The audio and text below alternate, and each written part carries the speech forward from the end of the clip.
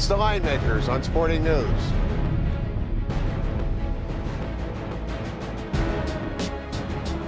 Second leg of the Triple Crown, the Linemakers on Sporting News. Brian Blessing, Lou D'Amico. It's the Preakness, or but really impressive winner of the Kentucky Derby.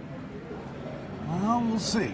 I mean, I'm hearing more hype and more buzz about this guy, but Lou, pardon the pun, don't put the cart before the horse. We hear this every year because the Derby winner is usually very impressive in victory. He was very, very impressive, Brian, in victory, of course, on the Kentucky Derby day. But that track favored Orb that day. Yep. Orb was bred by Malibu Run, and of course there's AP Indy in that bloodlines also. That signified to me nothing but off track, slop, muddy. And he'd worked very well over it as well. And he really and truly did. And he had, of course, the hottest jockey in the country, Joel Rosario. I feel normal again. I had a 60-1 future on Normandy Invasion. I know. I almost passed out turning for home. But you know what? Castellano moved a bit too soon. That's a story for another day. Orb won this one. But here's the bad news. Right. Field of 9, no Normandy Invasion. They say no. Vijek says no. He draws the rail. Even money. But I'm convinced that's the last place Shug McGahee wanted to be. I'm sure Shug is not very, very happy about that post position that Orb did draw for this. But Shug was talking the other day. He thinks he has a freak on his hands. He does. And he might have a freak on his hands with this horse Orb. But, you know, at even money, Brian, I have to look elsewhere. Well, yeah, I'm going to give him his due. But there's exotics to be had here with exacta supers and tries and such. The workout he had. Let's just go down the road. We're going to dive into the Preakness here. But here's the big picture for you. Wins the Derby, goes to Belmont, his home track, works like a top. Right. Vans to Pimlico. Right. If Orb wins this, he's going to a track where he is absolutely at home and acclimated.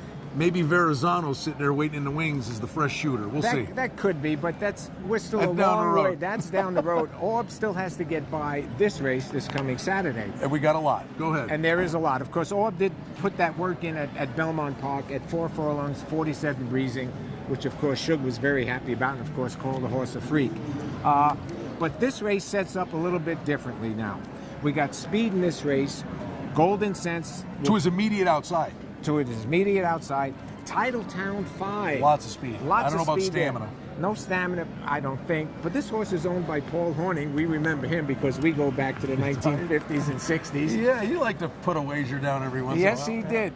So we're going to see Golden Sense and Titletown 5 go to the front, probably with Governor Charlie laying probably in that third or fourth. Then you're going to look at closes coming. Of course, Orb, I think, will be a little bit closer up in this race. He'll have the rail. Depends on the break. Depends on the break. Then it's turning for home, and it's anybody's race from that point. I see Golden Sense tiring. I see Titletown 5 tiring. Governor Charlie, you got to respect Baffert a little bit. You really do. Well, departing's a new shooter. Number 4, Illinois Derby. I'm not sold on this one. Just mention My Loot, and just have to throw this in there. Ran 5th in the Derby, and I think because of the track, he was upgraded today. But don't lose sight of the fact, and forget the fact she's a female. She's an outstanding jockey. She could ride. And Rosie Napravnik cut her teeth on this circuit. What I like about My Loot in this race also, Brian, you know, in the Derby, My Loot is bred by Midnight Loot, which really is just a fair breeder on an off track. Not classic distance. Not classic distance, not classic as far as off track. So this track will be fast Saturday. I can see My Loot flying at the end. All right, Oxbow's the 6th. Stevens maintains the mount for Lucas. Ran 6th and had drawn the inside after the scratch. Right. So that was a very impressive performance. We both think Will Take Charge takes a big step forward, won the Rebel. I just think this jockey switch, he got steadied in deep stretch, but from John Court to Mike Smith, the horse has to improve monster lengths. Monster lengths. Also, Brian, I like 2 things more with Will Take Charge. His last race, the Derby, was 49 days in between the Rebel. That's kind of a long time. Second off the shelf now. That was a long layoff. Long layoff. Also out of the 16 hole, which was not the best post for this horse also. And in the Derby, he got checked I'm reading here, checked in upper stretch when Verrazano drifted out on him. So I don't think we've seen Will Take Charge's best race yet. All right, and then let's just remind you, Governor Charlie, Bob Baffert brings the new shooter in here, won the Sunland Derby. I agree with you.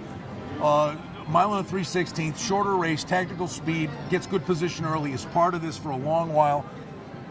To me, the X factor in the race is It's My Lucky Day, far outside, didn't run a step in the Derby, but don't lose sight, and just did not like the track. Don't lose sight of the fact this horse had 2 buyers over 100, a 102 and a 104. I just think It's My Lucky Day is part of this and gets the speed to his inside, and I think that's an advantage. That's a big advantage. Also, another advantage. How about the jockey, Johnny V. Yeah. Johnny V. All right, I'll tell you what we'll do. I gotta give him a shot, and even money's not fun, but we're going for exacta supers and tries. I'm gonna go with Orb. I think It's My Lucky Day rebounds with a big effort. I got to believe that Governor Charlie's part of this for Baffert, but the one that's gone in underneath, I would think in any hole you use Will Take Charge, because Mike Smith will have this one in there. Mike Smith is the money jockey in this one. I really believe that we're going to see Will Take Charge run a very, very big race. That'd be a good exacta. Oh, a fantastic exacta.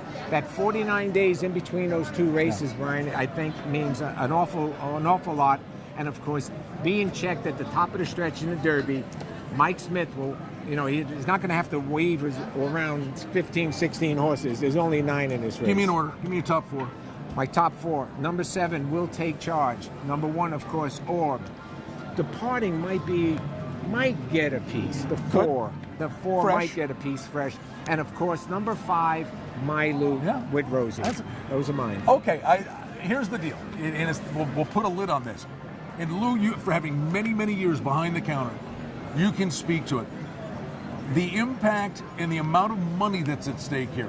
If Orb wins this race, we are talking nationwide, certainly for Belmont what's at stake, but in Vegas, millions and millions and millions of dollars, because the novices will stay interested. They'll be coming into casinos. They'll be betting the Belmont. They'll be playing slot machines. They'll be making sports bets. There's so much money on the line here if Orb wins. If Orb doesn't win, it's just another Saturday at the races. And that's how it's played out in Vegas over the years. Just another Saturday at the races. But the 2 big cities, I guess, is, of course, Las Vegas and New York. Yep. Of course, it's a big factor, of course, in New York with Orb going for a Triple Crown. It's big money, not only here in Vegas, but also in the Big Apple. And it's big information from Lou D'Amico. I'm Brian Blessing. We love horse racing, can't you tell? It's the second leg of the Triple Crown. It's the Preakness at Pimlico coming your way on Saturday. Can Orb keep it going? Trying to make it to Belmont with a shot at the Triple Crown.